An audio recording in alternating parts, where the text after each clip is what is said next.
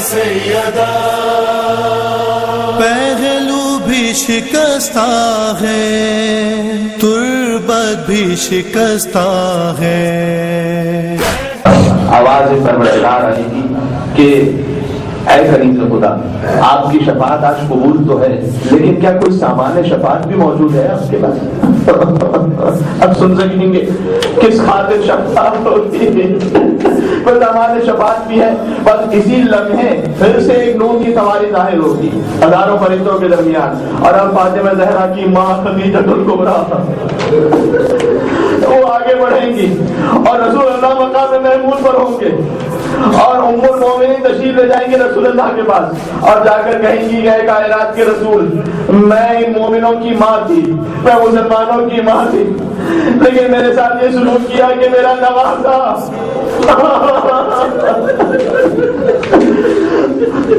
ایام فاطمیہ ہے نا، آج فاطمہ کے بیٹے محسن کا ماتم کر رہا ہوں،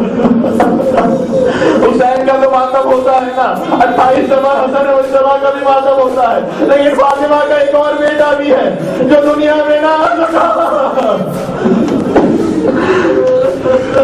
خدیجہ الکبریٰ آگے بڑھیں گی، ہاتھ میں محسن کا سر شدہ لاشا ہوگا۔ جانتے ہیں محسن اصول کافی کی روایت پڑھ رہا ہوں، یہ کہیں ادھر کسی اور کتاب کی نہیں ہے، کافی کی روایت میں یہ ہے کہ مولا امیر نے فرمایا اپنے چاہنے والوں سے، فرمایا کہ دیکھو جیسے ہی جب حمل کا زمانہ آ جائے نا، اپنے بچوں کا نام رکھ لیا کرو، اپنے بچوں کا نام رکھو۔ اس کے بعد فرمایا تاکہ اگر وہ بچہ سخت ہو جائے تو قیامت میں تم اسی نام کے ساتھ بچے کو پکار سکو، یعنی یہ انتظار نہ کرو کہ بچے کی ولادت ہوگی تو نام رکھیں گے، اسی نام کے ساتھ تم پکار سکو قیامت میں، اس لیے کہ اگر تم نے نام نہ رکھا تو وہ بچہ جو سخت شدہ ہوگا وہ آ کر فریاد کرے گا کہ اے بابا آپ نے میرا نام نہیں رکھا تھا۔ اس کا جانتے علی نے کیا کہا، بہت گریا کرتے فرمایا کہ جیسے میرے بچے محسن کا نام رسول اللہ نے رکھ لیا تھا، کہ جیسے رسول اللہ نے میرے بیٹے محسن کا نام رکھا تھا، تو یہ محسن وہ ہے جن کا نام رسول اللہ نے رکھا۔ اور محسن 40 بدماش پہنچے تھے سیدہ کے گھر پر، وہ جو سیدوں کی ماں ہے ان کے دروازے پر 40 بدکردار لوگ پہنچے۔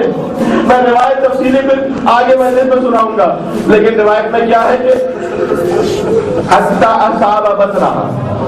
بیوی کے دروازے کو کسی ملعون نے پیر سے دھکا دیا، آج تو محسن کے مسائل پڑھ رہا ہوں خالی، حتی اصحاب بطنہ، یہاں تک کہ وہ دروازہ بیوی کے شکم میں لگا، وہی حاملۃ بالمحسن لستۃ اشہر،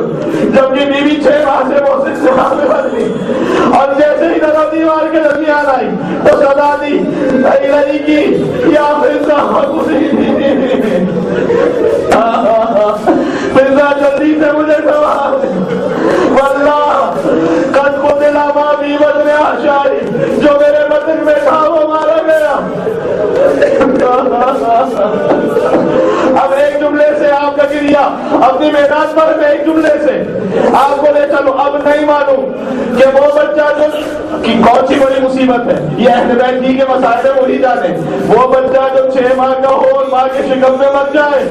یا وہ بچہ جو 6 ماہ کا دنیا میں ہو چکا ہو،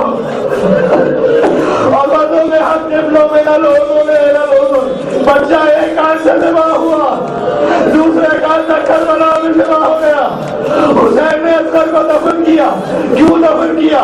علماء نے بہت سی وجوہات لکھی ہیں، کہا شاید حسین جانتے تھے، کیونکہ حسین جانتے تھے نا کہ کربلا میں لاشیں پامال کیے جائیں گے، میرا اصغر 6 ماہ کا ہے، ارے ان کا لاشا پامال۔ دوسری وجہ علماء نے لکھی ہے کہ حسین جانتے تھے کاٹ کر سر نو کے نیزہ پر بلند کیے جائیں گے، میرے اصغر کا سر کاٹ کے نو کے نیزہ پر بلند نہ ہو۔ اور ایک اور وجہ جو لکھی اس کا تعلق بیوی کے ساتھ ہے، لکھا یہ حسین جانتے تھے نا کہ میری ماں فاطمہ زہرا کے دل پر غم ہے، 6 ماہ کا محسن مارا گیا، جب میری ماں مقتل میں آئے گی 6 ماہ کے علی اکبر کو دیکھے گی، وہ منظر یاد آئے گا، اے بیٹا حسین تیرا بھی 6 ماہ کا مارا گیا، میرا محسن 6 ماہ کا شکم میں تھا۔